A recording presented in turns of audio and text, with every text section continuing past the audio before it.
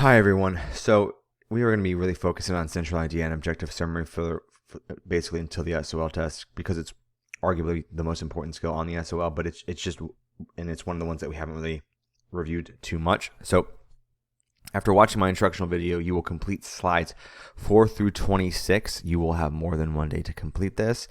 Then on slide 2, you're going to click on the central idea check-in. It's in the top right corner. You're going to get a score on that, and then you're going to type that somewhere around where you found the check-in. So what does that look like? That looks like this. Here we are on slide 2. It goes through what we're going to do on each of the practices. There are 5 total. You have until Wednesday to complete all 5, as well as the check-in. Here's the check-in, top right corner. Click on that, and then you just click here underneath it. I scored a 100%. Okay? I scored a 50%, etc., etc. Okay, so we're going to do practice 1 together. So everyone should have practice 1 done. For the most part, I'm going to do the graphic organizer together, and then you're going to do the multiple choice on your own. But regardless, we're going to do practice 1 together. So as we are going through, we have 2 paragraphs, 2 slides for the passage, and then we have a graphic organizer that we're going to fill in, and then we have a practice. Now, I'd love it if for every single time you were asked, every time you were given an article, given a work of fiction, that you filled out some form of graphic organizer. Here we have a nonfiction graphic organizer. For story elements 1, I would expect some form of a plot diagram, so on and so forth. But I get it. You just want to get through the test. I understand. I do. But I am saying that things like this I've shown you all year, and they are helpful beyond belief. But I understand. It's also helpful as you're reading to annotate. But again, I get it. It's not always easy. We are going to annotate as we go through this. I would like you to annotate with me. It's funny, I want you to annotate. We've practiced annotating. I expect you to annotate. And then on the biggest test of the year, they don't really provide the most easy, accessible way for you to annotate. For you to annotate, you're going to need scratch paper. You're going to have to write on the side of the page. And it's time consuming. It's a lot of work, and I get it. You've been working all year for this test, and if it was me, I would be doing it. But I understand. It's a lot of work to do. But we're going to do it on this. So, and it helps in a couple of ways. It helps us because we can go back and it tells us what certain sections are about without having to read full paragraphs. But also, it just kind of helps us engage more and be more active readers and just stop to think about what is going on in the text. So, first off, you always want to look at titles. Titles are super helpful. Billions of pieces of plastic spread disease in coral reefs. So you already know. We're really focusing here on coral reefs and how they are impacted by a specific thing known as plastic. I already know, based off of this title, that I'm 90% positive it's cause and effect just based off of the title. The only thing that would sway me is if somewhere down the road they started to tell me ways to prevent this from happening. I don't see that happening, but again, you never know. Usually you would see it in the title, but we don't. So in the title, we have billions of pieces of plastic spread disease in coral reefs. So I already kind of have an idea. My topic is coral reefs, right there. Now topics are, this is slide 6. Topics are 1 to 5 words. I don't want to put a word on it, but they're not complete sentences. Okay, what is it about? What are we talking about? We are talking about coral reefs, and now we want to see 3 big ideas about coral reefs, and then a main idea again about coral reefs. So it's no secret that the world's coral reefs are in bad shape. Climate change has led to widespread coral bleaching. Overfishing has disrupted the ecosystems that keep reefs healthy, and toxic runoffs from human industry are destroying the so-called rainforests of the sea. Now, as Ed Young reports for The Atlantic, a new study has highlighted the distressing magnitude of yet another threat to coral reefs. Magnitude being very, very big. Okay, so distressingly big threat. So first off, coral reefs are in bad shape. We get that. That's pretty much the main thing, the main idea, the big idea of this first paragraph. Coral reefs are in bad shape. So coral reefs but we're going to say they're threatened, are threatened by a variety of things, but we have discovered plastic to be a new and dangerous one. Now, point being here that I didn't spell dangerous right. There we go.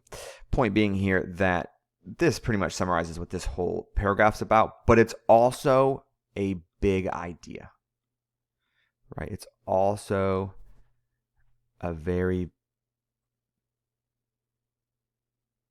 it's also one of the big ideas. Now, until we start talking about something new, we're not going to add another big idea. We need something else to add to big idea number 2. Now, it should again involve either coral reefs, or now we have this new idea about plastic. But here, as part of the study published by the journal Science, researchers analyzed more than 124,000 of coral reefs from 159 reefs in Myanmar, Thailand, Indonesia, and Australia, all countries, by the way.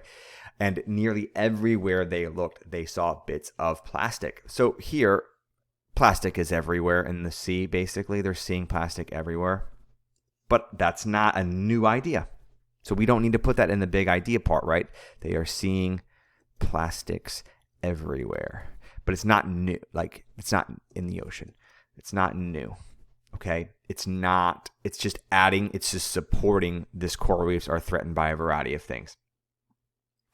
So we came across, I will highlight this though, because that is my second annotation. We came across chairs, chip wrappers, Q-tips, garbage bags, water bottles, old nappies. Julia Lamb, a marine disease ecologist. I don't know why I went beyond biologist. Just probably what came into my head when I saw marine. At Cornell University and lead author of the study tells Young, everything you see on the beach is probably lying on the reef. The team estimates that at least 11 billion plastic items are ensnared in coral reefs in the Asia Pacific, and they believe that number will increase by 40% by 2025. So this article is 4 years old, and they think that we've increased by 40% in those 4 years. This could spell disaster for the world's reefs. The team found that when corals come into contact with plastics, the likelihood of corals developing a disease jumps from 4 to 88%. So something here, I just don't have any space, something here about this section addresses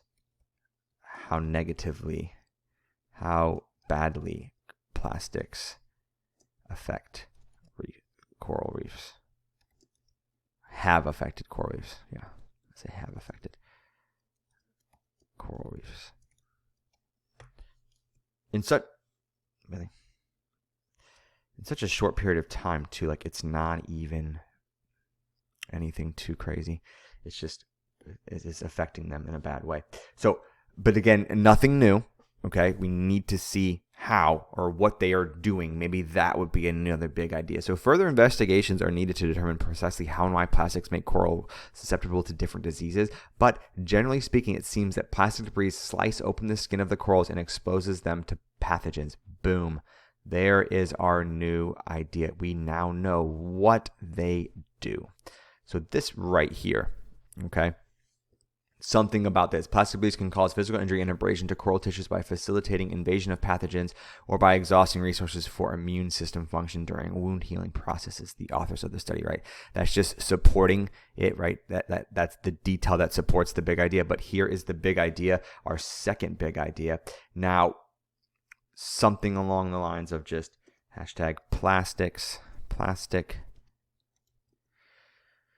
slices open the skin of corals, making them more susceptible.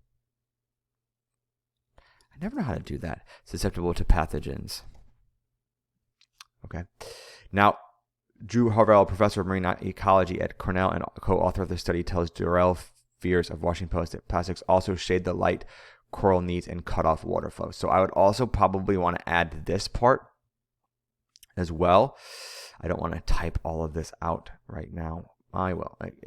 This is it. You don't have to type this out. This is your hashtag summary here. So you want these two things together.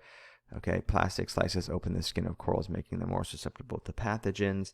as well as and shade the light needed and cut off water flow. So that should be your second big idea. So the first big idea, right, we talk about how they're threatened by plastics. The second big idea, we're talking about how specifically the plastics are threatening them. And then the third idea is what is the impact that this is going to have on our coral reefs. So when we look here, what is the main impact, right? So I'm not even in the right thing here. So it is vital to preserve the health of coral reefs for a number of reasons. For one, many marine creatures make their homes within the reefs, which support more species per unit area than any other things, protect coastlines from waves and tropical storms, support both local and international fishing industries, and generate billions of dollars for the worldwide tourism industry every year. So hashtag coral reefs are vital. Throughout the course of their research, scientists involved in the new study noticed that the plastic problem was not evenly distributed. Reefs near Indonesia had the highest concentration of plastic, while reefs near Australia had the lowest. This could be because Australia boasts the best waste removal system, and suggests that there is a relatively easy fix to the issue. We can clean up the problem, Harvell told Fears. It's so much easier than climate change. Just want to make sure we understand that was not a problem solution. That was not a solution. However, plastic waste varies by region. I will fix that. Waste varies by region. So our last big idea here is we want to make sure we are focusing on what coral reefs do. So, right, coral reefs, I'm not going to have this highlighted, but coral reefs serve as a home for fish, protect the coastline, that whole one thing that we underline, protect the coastline, and generate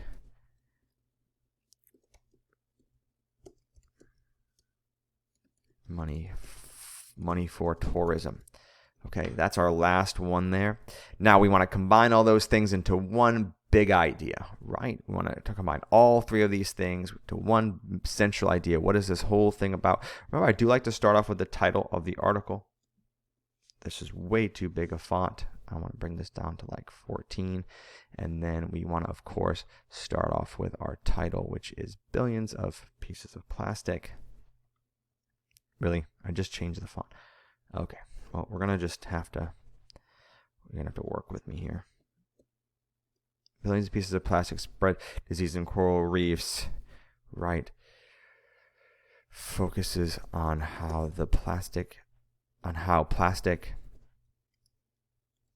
other debris in the ocean are causing the coral reefs.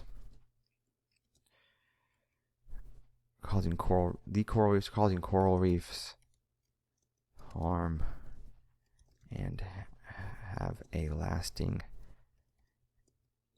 impact on our Lord Almighty, on our ecosystem. Now, I would probably say causing harm and have. So I hate how this looks, and I'm sorry for how it looks, but I'm really worried that this video is not going to post.